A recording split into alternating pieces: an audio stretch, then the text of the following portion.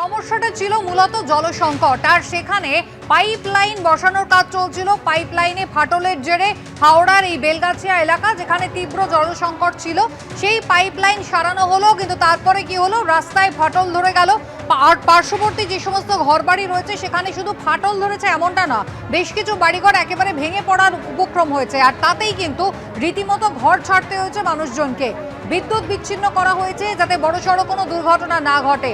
যে ল্যাম্পপোস্ট রয়েছে সেখান থেকে কিন্তু একেবারে হাই টেনশন লাইন রয়েছে, আগুন ধরে যেতে পারে পার্শ্ববর্তী বাড়িতে, গাছে, এবং সেই কারণে আপাতত বিদ্যুৎ সংযোগ বিচ্ছিন্ন করা হয়েছে। অর্থাৎ মানুষজন শুধুমাত্র যারা জলসংকটে ভুগছিলেন সেই সমস্যা আরো তীব্রতর হয়েছে। এখন মাথার ওপরে ছাদ নিয়েও কিন্তু বড়সড় প্রশ্ন উঠে গিয়েছে হাওড়ার এই বেলগাছিয়া এলাকায়। ঐশী মুখোপাধ্যায় রয়েছেন আমাদের সঙ্গে। ঐশী, একটা সমস্যার সমাধান করতে গিয়ে সমস্যা তো আরো সাংঘাতিক রকমের বেড়ে গেল। মন্ত্রী কোনো আশ্বাস কি দিলেন? এবং মন্ত্রী তো আশ্বাস দিয়েছেন, তিনি বলেছেন যে প্রাকৃতিক দুর্যোগ সে কারণে এড়ানো সম্ভব হয়নি, তবে এই ধসের কারণে যারা ক্ষতিগ্রস্ত হয়েছেন তাদের যাতে এই সমস্যা থেকে বের করে আনা যায় তার কিন্তু তারা ব্যবস্থা করছেন। যুদ্ধকালীন তৎপরতার সঙ্গে কাজ চলছে, কাজের সাথে সাথে দেখতে পাচ্ছ যে টিম ইউনিট কিন্তু বারংবার প্রবেশ করছে। বাইরে দেখা গেল যে পুলিশ কর্মীরা যারা রয়েছেন তারা কিন্তু মোতায়েন রয়েছেন, তারা দেখছেন যে কোনো রকম সমস্যা যাতে না হয়। অরূপ রায় কিন্তু আবার ভিতরে যাচ্ছেন, দেখতে পাচ্ছ যে এই যে সমস্যার সম্মুখীন তারা হয়েছেন, তারা আপনার কাছে অভিযোগ জানিয়ে সমস্যা তো অনেকই আছে, অনেক এখানে ডিজাস্টার হয়েছে, অনেক বাড়ি ক্ষতিগ্রস্ত হয়েছে এবং এরা দীর্ঘদিন ধরে প্রায় 100 বছরের বেশি ধরে বসবাস করছে।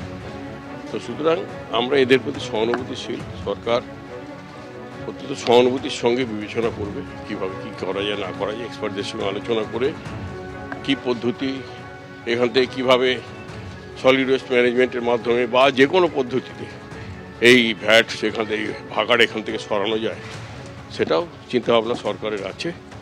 রাস্তাটাকে জমিটাকে ফাঁকা করে জমিটাকে অন্য কাজে ব্যবহার করা, ভালো কাজে ব্যবহার করা। হ্যাঁ, ভাগাড় সরানোর পরিকল্পনা করছেন আপনারা। পাইপ লাইন সরাতে গিয়ে দুর্যোগ হলো, প্রাকৃতিক দুর্যোগ তো বলা যায়। দেখুন, দুর্যোগ এটা মানুষের কাজ করতে গিয়েই দুর্যোগটা হয়েছে।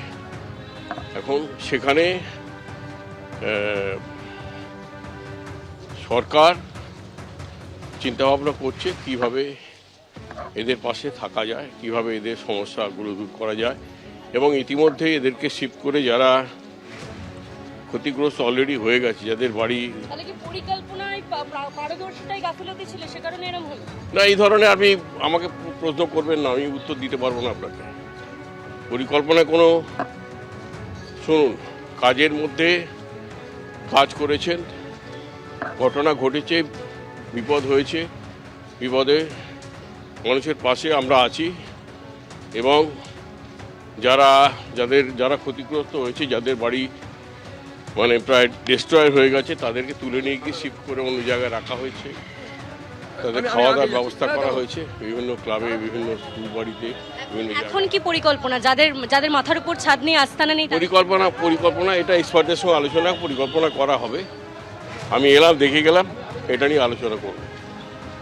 তিনি বলছেন যে তিনি এলেন, দেখে গেলেন, এরপরে পরবর্তী পদক্ষেপ কি হবে সেই বিষয়ে কিন্তু তারা বিস্তর আলোচনা করবেন এবং আলোচনার পরে সিদ্ধান্ত গৃহীত হবে যেখানকার স্থানীয় যারা রয়েছেন তাদেরকে কোথায় থাকতে দেওয়া হবে।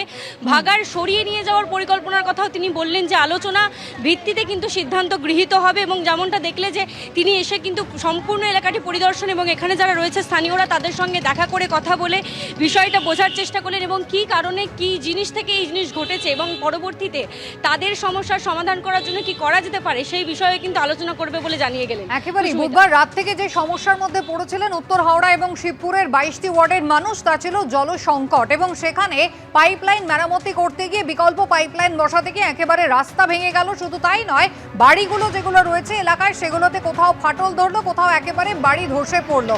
আর এই সমস্যাকে প্রাকৃতিক দুর্যোগ বলে শুরু করেছিলেন বলতে রাজ্যের মন্ত্রী, যদিও অরূপ রায় শেষ পর্যন্ত কিন্তু বললেন এই প্রশ্নের উত্তর এখনই তার পক্ষে দেওয়া সম্ভব নয়। তবে ফলে ভাবনা চিন্তা করা হচ্ছে যে বিকল্প ব্যবস্থা এদের জন্য কি করা হবে। কিন্তু শুধু জল সমস্যা নিয়ে যারা কষ্ট পাচ্ছিলেন বুধবার থেকে আজকে শনিবার, একেবারে মাথার উপরে ছাদ হারাতে হলো হাওড়ার বেলগাছিয়া চত্বরের এইসব মানুষজনকে। কোথায় যাবেন, কোথায় রাত কাটাবেন, কিভাবে কাটবে সময়, কেউ জানেন না। আপাতত প্রশাসন পাশে আছে, সহানুভূতির সঙ্গে গোটা বিষয় দেখা হচ্ছে, এমনটাই আশ্বাস দিয়েছেন মন্ত্রী অরূপ রায়।